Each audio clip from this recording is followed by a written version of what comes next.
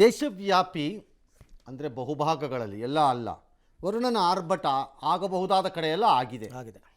ಮಹಾರಾಷ್ಟ್ರದಲ್ಲಿ ಮತ್ತೆ ಎಂದಿನಂತೆ ಅತಿ ಹೆಚ್ಚಾಗ್ತಾ ಇರೋದು. ರಾಯಗಢದಲ್ಲಿ ಇವತ್ತಿನ ಉಪಗ್ರಹಗಳ ಆಧಾರದಲ್ಲಿ ಒಂಚೂರು ಕಡಿಮೆ ಆಗಬಹುದು ಆ ಭಾಗದಲ್ಲಿ. ನಮ್ಮಲ್ಲೂ ಮಳೆ ಇಳೀಬೋದು ಕೆಳಕ್ಕೆ ಅನ್ನಿಸ್ತಿದೆ ಮೋಸ್ಟ್ಲಿ ಹೇಳಿದ್ದಾರೆ. ಅದನ್ನು ನೋಡಿದ್ರೆ ಪ್ರೋಗ್ರೆಸ್ ಆಗ್ತಿರೋದು ನೋಡಿದ್ರೆ ಹಂಗೆ ಕಾಣಿಸ್ತಾ ಇದೆಯಪ್ಪ ಮೇಲ್ನೋಟಕ್ಕೆ. ಇನ್ನು ರಾಯಗಢದಲ್ಲಿ ಭಾರಿ ಮಳೆ, 3000 ಸಿಲಿಂಡರ್ಗಳು ಅಲ್ಲೆಲ್ಲೋ ಗ್ಯಾಸ್ ಪ್ಲ್ಯಾಂಟ್ ಇತ್ತಂತೆ, ಅದಕ್ಕೆ ಬಂದಿದೆ ಕೊಚ್ಕೊಂಡು ಹೋಗ್ಬಿಟ್ಟಿದೆ ಗೊಡೌನಿಂದ. ನುಗ್ಗಿದ್ದರಿಂದ ಗ್ಯಾಸ್ ಪ್ಲ್ಯಾಂಟ್ಗೆ ಪಾತಾಳಗಂಗಾದಲ್ಲಿ ಸಿಲಿಂಡರ್ಗಳು ಕೊಚ್ಕೊಂಡು ಹೋಗಿವೆ. ಅದೆಲ್ಲ ಕೊಚ್ಕೊಂಡೋಗಿ ಎಲ್ಲ ಒಂದು ಕಡೆಗೆ ಬಂದು ಸ್ಟೋರು ಆಗಿದೆ, ಒಂದು ಕಡೆಯಲ್ಲೆಲ್ಲ ಎಲ್ಲ ಬಂದು ಹೊಡ್ಕೊಂಡು ನಿಂತಿವೆ ದಡಗಳಲ್ಲಿ. ಆದರೆ ಜನ ಸಿಕ್ಕಿದ್ದೆ ಸಾಕು ತಗೊಳ ಸಿಲಿಂಡರ್ ಅಂತ ಕಷ್ಟಪಟ್ಕೊಂಡು ಬಗ್ಗಿ ಸೇತುವೆ ಮೇಲಿಂದ ಎತ್ಕೊಂಡು ಮಾಡಿ ಎಲ್ಲ ಮಾಡೋಕ್ಕೆ ಟ್ರೈ ಮಾಡ್ತಿದ್ದಾರೆ. ಹೇಳಿದ್ದಾರೆ ಆಫೀಸರ್ಸು ಮತ್ತು ಸಂಬಂಧಪಟ್ಟ ಕಂಪನಿನವರು, ಬೇಡ ಅದನ್ನು ಎತ್ತಕ್ಕೆ ಹೋಗಬೇಡಿ, ಎತ್ತಿದ್ರೂ ಅಪ್ಪಿ ತಪ್ಪಿ ಅದನ್ನು ಬಳಸಕ್ಕೆ ಹೋಗಬೇಡಿ, ಪಾಸಿಬಲಿ ಡೇಂಜರ್ ಇರುತ್ತೆ, ಅದನ್ನು ಯೂಸ್ ಮಾಡೋದಷ್ಟು ಸುಲಭ ಅಲ್ಲ, ಅದು ಹುಷಾರಾಗಿರಿ ಅಂತ, ಕೇರ್ಫುಲ್ಲಾಗಿರಿ. ಇಲ್ಲ ಡಮ್ ಅನ್ನಿಸ್ಕೊಂಡು ಇಬ್ಬರು ಸತ್ತು ನಿಮ್ಮ ಫ್ಯಾಮಿಲಿನಲ್ಲಿ ಸರ್ಕಾರ ಪರಿಹಾರ ಕೊಟ್ಟಿಲ್ಲ ಅಂತ ಅವ್ರು ಬಿಸಾಕೋ ದುಡ್ಡನ್ನು ತೊಗೊಂಡು ತಿನ್ನಿ, ಎರಡರಲ್ಲೂ ಒಂದು ಮಾಡ್ಕೊಳ್ಳಿ. ಇದನ್ನು ನಾನು ಹೇಳಿದ್ರೆ ಏನು ಪ್ರಯೋಜನ ಇಲ್ಲ, ಅಲ್ಲಿರೋ ಜನಕ್ಕೆ ಏನಾದ್ರು ರೀಚ್ ಆಗಲ್ವಲ್ಲ.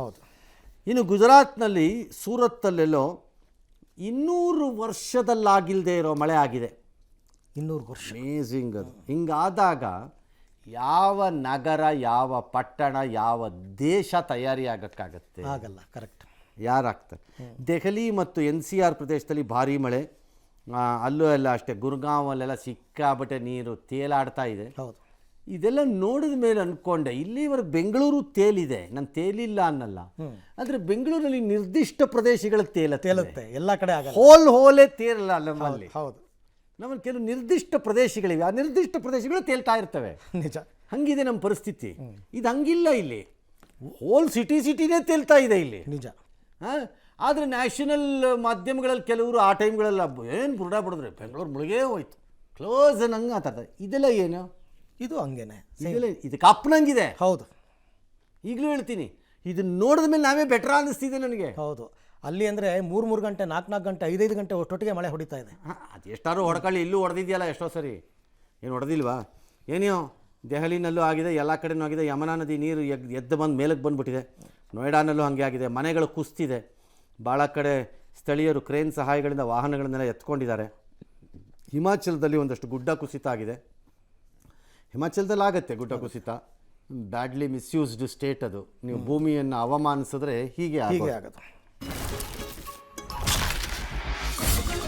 ಸಾಂಪ್ರದಾಯಿಕ ರೆಸಿಪಿ, ಮತ್ತಷ್ಟು ಬೇಕೆನಿಸುವ ರುಚಿ. ಕೋಡುಬಳೆ ಅಂದ್ರೆ ಅಡುಕಲೆ. ಇನ್ನು ಕರ್ನಾಟಕದ ವಿಚಾರಕ್ಕೆ ಬರೋದಾದರೆ, ಮಲೆನಾಡು ಭಾಗಗಳಲ್ಲಿ ಉತ್ತಮ ಮಳೆ ಆಗ್ತಿರೋದ್ರಿಂದ ರಾಜ್ಯದ ಜಲಾಶಯಗಳಿಗೆ ಸ್ವಲ್ಪ ಮಟ್ಟಿಗೆ ಜೀವಕಳೆ ಬಂದಿದೆ. ಕಾವೇರಿ ಜಲಾನಯನ ವ್ಯಾಪ್ತಿಗೆ ಡ್ಯಾಮ್ಗಳು ಸೇರಿದಂತೆ ಒಟ್ಟು ರಾಜ್ಯದ 14 ಜಲಾಶಯಗಳಲ್ಲಿ ಒಟ್ಟು 895 TMC ಸಂಗ್ರಹವಾಗೋ ಜಾಗದಲ್ಲಿ 277 TMC ಈಗ ನೀರು ಇಲ್ಲಿ ತನಕ ಸಂಗ್ರಹ ಆಗಿದೆ. ಕಳೆದ ವರ್ಷ ಇದೇ ಜಲಾಶಯದಲ್ಲಿ 617 TMC ನೀರು ಸಂಗ್ರಹ ಆಗಿತ್ತು. ಅಂದರೆ ಒಟ್ಟು ಸಾಮರ್ಥ್ಯದಲ್ಲಿ 31% ಮಾತ್ರ ಸಂಗ್ರಹ ಆಗಿದೆ. ಕಳೆದ 24 ಗಂಟೆಯಲ್ಲಿ ಆಲಮಟ್ಟಿಗೆ 10 TMC, ಲಿಂಗನಮಕ್ಕಿಗೆ 5.5 TMC, Bhadra ಡ್ಯಾಮ್ಗೆ 2 TMC, Harangi ಡ್ಯಾಮ್ಗೆ 1.5 TMC, Tungabhadra ಡ್ಯಾಮ್ಗೆ 2 TMC, Hemavathi ಡ್ಯಾಮ್ಗೆ 1.32 TMC, KRS 1 TMC, Kabini ಡ್ಯಾಮ್ಗೆ 1 TMC ನೀರು ಹರಿದು ಬಂದಿದೆ. ಕೃಷ್ಣಾ ನದಿ ಒಳಹರಿವಿನಲ್ಲಿ ಏರಿಕೆಯಾಗಿದೆ. ಹಾಗಾಗಿ ಸುಮಾರು ಕಡೆ ಈಗ ಜಮಖಂಡಿ ಮೀರಜ್ ರಾಜ್ಯ ಹೆದ್ದಾರಿ ಬಂದ್ ಆಗಿದೆ. 50 ಕಿಲೋಮೀಟರ್ ಸುತ್ತಕೊಂಡು ಬಳಸ್ಕೊಂಡು ಬರಬೇಕಾದ ಪರಿಸ್ಥಿತಿ. ತಲಕಾವೇರಿನಲ್ಲಿ ಸಣ್ಣವಾಗಿ ಗುಡ್ಡ ಕುಸಿತವಾಗಿದೆ. ಹಾಸನ ಜಿಲ್ಲೆ ಶಿರಾಡಿ ಘಾಟ್ ಬಳಿ ಹಲವು ಕಡೆ ಭೂಕುಸಿತದ ಭೀತಿ ಇದೆ. ಆಮೇಲೆ SP ಶುಭಾನ್ವಿತಾರು ಅಲ್ಲೆಲ್ಲ ಭೇಟಿ ಕೊಟ್ಟು ಪರಿಶೀಲನೆ ಮಾಡಿದ್ದಾರೆ. ಕರಾವಳಿ, ಹಾಸನ, ಶಿವಮೊಗ್ಗ, ಮಡಿಕೇರಿ, ಬೆಳಗಾವಿ ಜಿಲ್ಲೆಗಳಲ್ಲಿ ಅತಿ ಹೆಚ್ಚು ಮಳೆಯಾಗ್ತಾ ಇದೆ. ಮುಂದಿನ 3 ದಿನಗಳ ಬಳಿಕ ಮಳೆ ಕಡಿಮೆಯಾಗೋ ನಿರೀಕ್ಷೆ ಇದೆ ಅಂತ ಹವಾಮಾನ ಇಲಾಖೆ ಹೇಳಿದೆ. ಬೆಂಗಳೂರು ಸೇರಿದಂತೆ ಹಲವು ಜಿಲ್ಲೆಗಳಲ್ಲಿ ಇನ್ನು 10 ದಿವಸದವರೆಗೆ ಮೋಡ ಕವಿದ ವಾತಾವರಣ ಇರುತ್ತೆ.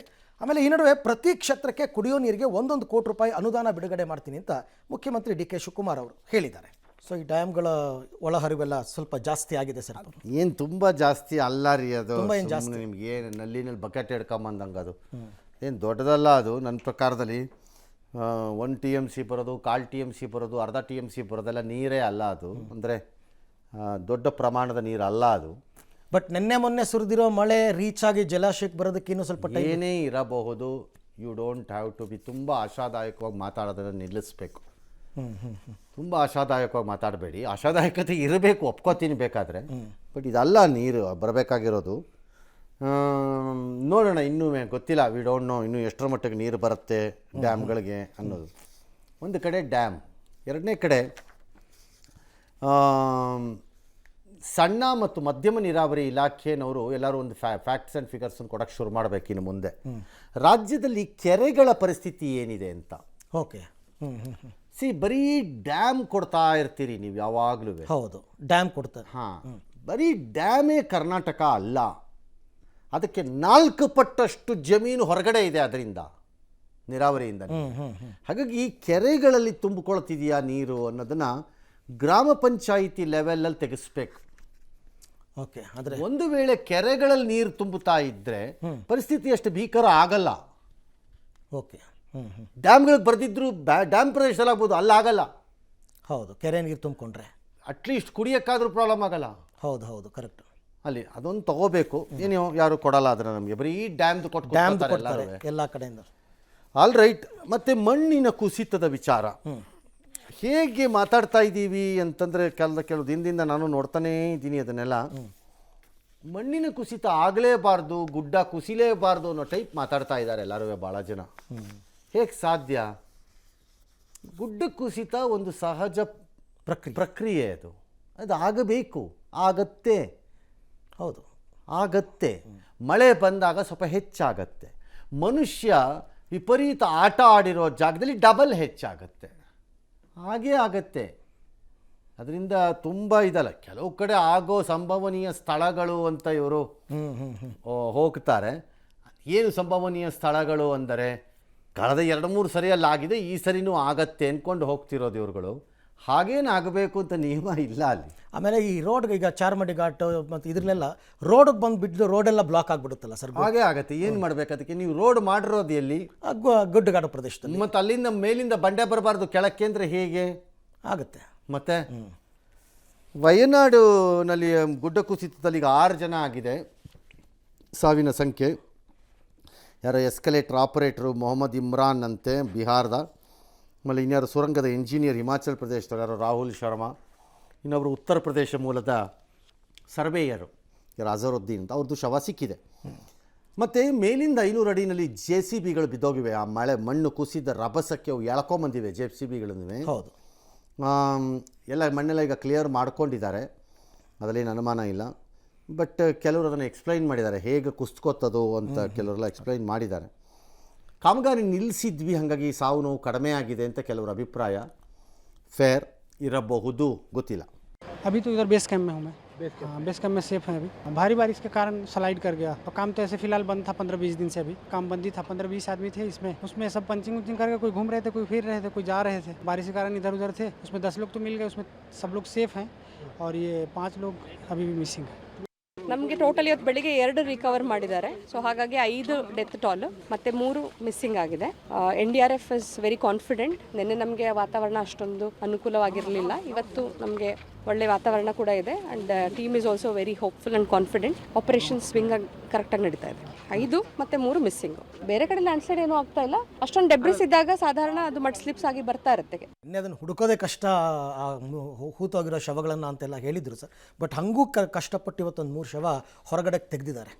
ಅದೇ ಅದು ಮಣ್ಣನ್ನು ತೆಗಿತಾ ಬರ್ತಿರೋದ್ರಿಂದ ಅವ್ರಿಗೆ ಸಿಕ್ಕಿದೆ, ಸ್ವಲ್ಪ ಕೇರ್ಫುಲ್ಲಾಗೂ ಇದ್ದಾರೆ ಅನ್ಸುತ್ತೆ. ಬಟ್ ಆ್ಯಕ್ಚುಲಿ ಕಷ್ಟ ತೆಗಿಯೋದು, ತುಂಬ ಕಷ್ಟ. ಆಮೇಲೆ ಎರಡನೇದು ಮಳೆ ನಿಂತಿದೆ ಇವತ್ತು.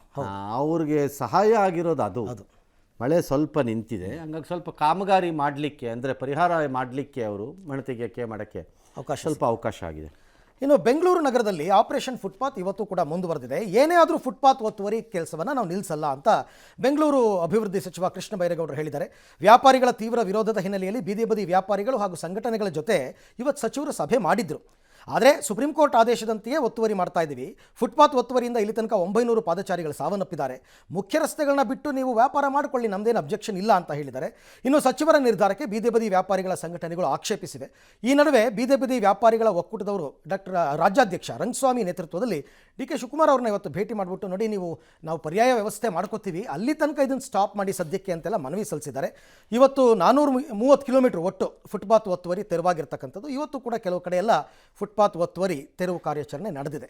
ನಾನು ಏನು ಹೇಳ್ತಾ ಇದ್ದೇನೆ, 90% ರೋಡು ನಿಮಗೆ ವ್ಯಾಪಾರ ಮಾಡೋದಕ್ಕೆ ಮುಕ್ತವಾಗಿದೆ. ಅಲ್ಲಿ ಎಲ್ಲಾದರೂ ಸೆಲೆಕ್ಟ್ ಮಾಡಿಕೊಂಡ್ರು ಮಾಡಿ. ಮೇನ್ ರೋಡಲ್ಲಿ ಬಂದು ಸಾರ್ವಜನಿಕರಿಗೆ ತೊಂದರೆ ಮಾಡಿ ಸಾರ್ವಜನಿಕರಿಗೆ ಜೀವಹಾನಿ ಆದರೂ ಪರವಾಗಿಲ್ಲ ಮೇನ್ ರೋಡಲ್ಲೇ ಮಾಡಬೇಕು ಅಂತ ಹೇಳಿದ್ರೆ ಯಾವ ಕಾನೂನು ಹೇಳುತ್ತೆ? ಸುಪ್ರೀಂ ಕೋರ್ಟ್ನ ಪ್ರಕಾರ ನಾವು ಮಾಡ್ತಾ ಇರೋದು. ನಿನ್ನೆ ಒಂದು ಮಾತು ಹೇಳಿದ್ರಿ, 900 ಜನ 900 ಜನನೂ ಫುಟ್ಪಾತ್ ವ್ಯಾಪಾರಿಗಳಿಂದನೇ ಸತ್ತಿದ್ದಾರೆ ಅಂತ ಹೇಳಲಿಕ್ಕಾಗಲ್ಲ. ಬಟ್ ಒಂದು ಫಿಗರ್ ಇದ್ದೇ ಇರುತ್ತೆ ಅವರದ್ದು ಪಾತ್ರ. ಎರಡನೇದು ಮುಖ್ಯ ರಸ್ತೆಗಳಲ್ಲಿ ತೆಗೀರಿ ಅಂದಾಗ ತೆಕ್ಕೋಬೇಕಾಗ್ಬೋದು. ಮೂರನೇದು, ಇದು ಒಳ್ಳೆ ಟೈಮು ಸರ್ಕಾರಕ್ಕೆ. ಯಾವ ರಸ್ತೆಗಳಲ್ಲಿ ಫುಟ್ಪಾತ್ ವ್ಯಾಪಾರವನ್ನು ಮಾಡುವಂತಿಲ್ಲ, ನಿಷೇಧ, ನೋ ಪಾರ್ಕಿಂಗ್ ಹಾಕದಂಗೆ. ಒಂದು ನಾಮಫಲಕ ಥರ ಅಲ್ಲ, ಅದನ್ನು ಡಿಕ್ಲೇರ್ ಮಾಡಿಬಿಡ್ಬೇಕು. ಓಕೆ, ಇಂತಿಂಥ ಕಡೆ ಫುಟ್ಪಾತ್, ಈ ಪಾಯಿಂಟಿಂದ ಈ ಪಾಯಿಂಟ್ವರೆಗೆ ಈ ರೋಡು ನೋ, 0 ಟಾಲರೆನ್ಸ್ ಅಂತ ಟ್ರಾಫಿಕ್ ಪೊಲೀಸ್ನವ್ರು ಮಾಡ್ತಾರೆ. ನೀವು ಶೂನ್ಯ ಸಹನೆಯ ಜಂಕ್ಷನ್ನಲ್ಲಿ ಇದ್ದೀರಿ ಅಂತ ಎದುರಿಸ್ತಿರ್ತಾರಲ್ಲ, ಆ ಟೈಪ್ ನೀವು ಮಾಡಿಬಿಡಿ. ಶೂನ್ಯ ಸಹನೆಯ ರಸ್ತೆಗಳು ಯಾವುವು ಪ್ರಕಟ ಮಾಡಿಬಿಡಿ, ನೋಟಿಫೈ ಮಾಡಿಬಿಡಿ. ಪ್ರತಿ ವಾರ್ಡ್ಗಳಲ್ಲಿ ನೋಟಿಫೈ ಮಾಡಿಬಿಡಿ. ಅದನ್ನು ಎಲ್ಲ ವಾರ್ಡ್ಗೂ ಮಾಡಿ, ಯಾವ್ಯಾವ ಮೇನ್ ರೋಡ್ಸ್ ಬರುತ್ತೆ, ಏನೇನು ಬರುತ್ತವೆ ಅದನ್ನು. ಓಕೆ, ಅದನ್ನು ಬಿಟ್ಟು ಬೇರೆ ಕಡೆಗೆ ನಾವು ಬರ್ತೀವಿ ಅಂತ ಹೇಳಿ, ಅಲ್ಲಿಗೆ ಬರ್ತೀವಿ, ಗ್ಯಾರಂಟಿ ಬರ್ತೀವಿ, ತೆಕ್ಕೊಳ್ಳಿ ಅಂತ ಹೇಳಿ ಅವರಿಗೆ. ಓಕೆ, ಹಂಗಾರು ಮಾಡಿ ಅಟ್ಲೀಸ್ಟ್. ಅದಕ್ಕೊಂದು ವಾದ ಇಟ್ಟಿದ್ದಾರೆ ಸರ್. ನೆನ್ನೆ ನೀವು ಹೇಳಿದ್ರಲ್ಲ, ಎಲ್ಲೆಲ್ಲಿ ಇವ್ರನ್ನ ಅಕಾಮಿಡೇಟ್ ಮಾಡೋಕ್ಕಾಗತ್ತೆ ಬೇರೆ ಕಡೆ ಮಾಡಿ ಅಂತ ನೆನ್ನೆ ಹೇಳಿದ್ರಲ್ಲ, ಅದಕ್ಕೆ ಇವತ್ತು ಮಲ್ಲೇಶ್ವರಂನಲ್ಲಿ ಕೆಲವರು ಮಾತಾಡಿದ್ದಾರೆ. ಏನಂದರೆ, ವ್ಯಾಪಾರ ಬಿಸ್ನೆಸ್ ಆಗೋ ಸ್ಪಾಟ್ ಬಿಟ್ಬಿಟ್ಟು ನೀವು ಬೇರೆ ಕಡೆ ಹೋಗಿ ಅಂದರೆ ಅಲ್ಲಿ ಜನ ಬರ್ತಾರ, ನಮಗೆ ಬಿಸ್ನೆಸ್ ಆಗುತ್ತಾ ಅಂತ ಹೇಳ್ತಾರೆ. ಓಕೆ, ನಿಮ್ಮ ಅನುಕೂಲಕ್ಕೋಸ್ಕರ ಎಲ್ಲವನ್ನೂ ಮಾಡಬೇಕು ಅನ್ನೋ ನಿರೀಕ್ಷೆನೇ ತಪ್ಪದು. ನಂಬರ್ 1. ನಂಬರ್ 2, ಒಂದು ವೇಳೆ ಅದು ಬೇರೆ ಕಡೆ ಅಂತ ನೀವು ಹೋಗಿ ಅಂತಂದಾಗ ಅಲ್ಲಿಂದ 26 ಕಿಲೋಮೀಟರ್ಗೆ ಹೋಗಿ ಅಂತ ಯಾರೂ ಹೇಳಿಲ್ಲ. ಬಹು ಸಹಜವಾಗಿ ಜನ ಇದನ್ನು ಖರೀದಿ ಮಾಡಬೇಕು ಅನ್ನೋರು ಫುಟ್ಪಾತಿಂದ್ರಲ್ಲಿ ಬಂದು ಖರೀದಿ ಮಾಡು ಅಲ್ಲಿಗೂ ಬರ್ತಾರೆ. ಸ್ವಲ್ಪ ಸಮಯ ತಗೊಳತ್ತೆ ಅಷ್ಟೇ. ಹೌದೌದು, ಅದು ಸ್ವಲ್ಪ ಸಮಯ ತಗೊಳುತ್ತೆ. ಹಾಗಿದ್ದರೆ ನನಗೆ ಬೇಕಾಗಿದ್ದ ಪದಾರ್ಥಗಳನ್ನು ತೆಗೆದುಕೊಳ್ಳೋಕ್ಕೆ ಅಷ್ಟು ನ್ಯಾರೋ ರೋಡ್ಗಳಿರುವ ಬಳೆಪೇಟೆ, ಚಿಕ್ಕಪೇಟೆಗೆ ಹೋಗಲ್ವೇ? ಹೋಗ್ತಾರೆ, ಖಂಡಿತ ಹೋಗಲ್ವೇ ಜನ? ಜಾಸ್ತಿ ಅಲ್ಲಿಗೆ ಹೋಗಲ್ವಾ ಜನ? ಇಲ್ಲಿಗೂ ಬರ್ತಾರೆ, ಎಲ್ಲೂ ಬರದೇ ಏನಿಲ್ಲ. ಸ್ವಲ್ಪ ದಿನ ಟೈಮ್ ತೊಗೋಬಹುದು, ನಾನು ತೊಗೊಳಲ್ಲ ಅಂತಲೂ ಹೇಳಲ್ಲ. ಸ್ವಲ್ಪ. ಎರಡನೇದು, ಬೆಂಗಳೂರಿನಲ್ಲಿ ಫುಟ್ಪಾತ್ಗಳು ಭಾಳ ನ್ಯಾರೋ ಇರೋ 3 ಅಡಿ 4 ಅಡಿ ಇರೋ ಜಾಗದಲ್ಲಂತೂ ಕೊಡಲೇ ಕೂಡುದು, ಸಾಧ್ಯನೇ ಇಲ್ಲ ಅದು. ಹೌದು, ನನ್ನ ಪ್ರಕಾರದಲ್ಲಿ. ಬಟ್ ಆಲ್ಟರ್ನೇಟಿವ್ ಮಾಡಿಕೊಡೋದ್ರ ಬಗ್ಗೆ ಸರ್ಕಾರ ಗಮನ ಕೊಡಬೇಕು ಅನ್ನೋದ್ರಲ್ಲಿ ಯಾವ ದೂಸರ ಮಾತಿಲ್ಲ. ಅದು ರೈಟ್. SIR ಸಿಬ್ಬಂದಿ ಆದೇಶಕ್ಕೆ ಯಾರಿಗೂ ಡೋಂಟ್ ಕೇರ್ ಅಂತೆ. ಇದೆಲ್ಲ ಹೆಬ್ಬಾಳದಲ್ಲಿ ಗ್ಯಾರಂಟಿ ಯೋಜನೆ ಕಚೇರಿನಲ್ಲಿ ಮಾಡ್ತಾ ಕೂತಿದ್ರಂತೆ. ಕೇಳಿದ್ದಕ್ಕೆ ಅದು ಯಾರೋ ಹೆಬ್ಬಾಳ ಕ್ಷೇತ್ರದ ಗ್ಯಾರಂಟಿ ಯೋಜನೆ ಅಧ್ಯಕ್ಷೆ ಯಾರೋ ಉಡಾಪೆ ಉತ್ತರ ಕೊಟ್ಟಿದ್ದಾರಂತೆ ಮೇಡಮ್ಮು.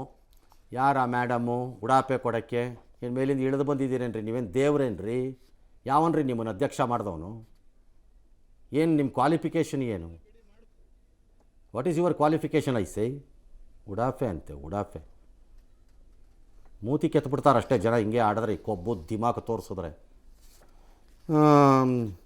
ರಾಯಚೂರಿನ ಲಿಂಗಸೂರಿನಲ್ಲಿ ನೆಟ್ವರ್ಕ್ ಸಮಸ್ಯೆಯಿಂದ BLOಗಳು ಪಾಪ ಗುಡ್ಡಾತಿ ಎಲ್ಲ ಏನೇನೋ ಮಾಡಿದ್ದಾರೆ, ಕಷ್ಟಪಟ್ಟಿದ್ದಾರೆ. ಆಲ್ ರೈಟ್, ಮತ್ತೆ ಮಾಡಿದ್ದಾರೆ. Election commission should take action on that. ಯಾರು ಗ್ಯಾರಂಟಿ ಯೋಜನೆ ಅಧ್ಯಕ್ಷೆ? Who are you? ಐಸೆ ಸಂಬಂಧನೇ ಇಲ್ಲದೆ ಇರೋರು. Who are you? Get out of that place fast. ಬಿಸಾಕ್ರಿ ಆಚೆಯ ಒಮ್ಮನ್ ಯಾರಾಗಲಿ. Who is she? ಆಕೆ ಯಾರ್ರಿ ಬಂದು ಗ್ಯಾರಂಟಿ ಇದ್ರಲ್ಲಿ ಕೂತ್ಕೊಳ್ಳೋಕ್ಕೆ? ಆಕೆಗೆ ಫಾರಮ್ ಕೊಟ್ಟವನು ಯಾವನ್ರಿ? ಅವ್ರ ಕಚೇರಿನಲ್ಲೇ ಕರ್ಕೊಂಬಂದು ಯಾವನ್ರಿ ಅವ್ರು ಕೂತ್ಕೊಂಡು ಅವಕಾಶ ಕೊಟ್ಟವನು? ಇದಕ್ಕೆ ಏನು ಮಾಡ್ತಿದ್ದಾರೆ? MLA ಕತೆ ಕಾಯ್ತಿರ್ತಾರಂತ. ಅಯೋಗ್ಯ ತೊಗೊಂಬಂದು ಎಲ್ಲರೂ ಇಷ್ಟ ಬಂದಂಗೆ ಆಡ್ತಾರಂತೆ. ಉಡಾಫೆ ಬೇರೆ ಅಂತೆ, ಉಡಾಫೆ. ನಿಮ್ಗೆ ಉಡಾಫೆ ಇದ್ರೆ ನಮಗೂ ಇರುತ್ತೆ ಉಡಾಫೆ. ಎಸ್,